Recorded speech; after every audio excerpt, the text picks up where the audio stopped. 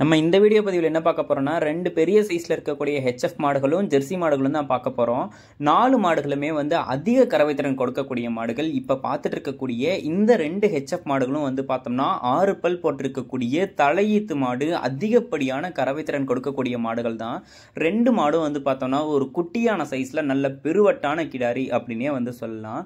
ஒவ்வொரு மாடும் இந்த தலையீத்துக்கே பார்த்தீங்கன்னா 22 லிட்டர்ல இருந்து 24 லிட்டர் வரைக்கும் கறவைத்திறன் கொடுத்துடும் அப்படின்னு சொல்லி தான் விற்பனையாளர் சொல்றாங்க. மாடு ஒவ்வொன்றும் பாருங்க எவ்வளோ சைஸ்ல இருக்குன்னு உங்களுக்கே தெரியும்.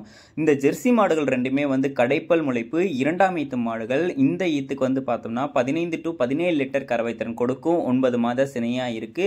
பார்த்த 4 மாடுகளுமே சுழிசுத்தமான மாடுகள் தான். இந்த மாடுகளில் உங்களுக்கு எது பிடிச்சிருந்துச்சுனாலும் கால் பண்ணி பேசுங்க.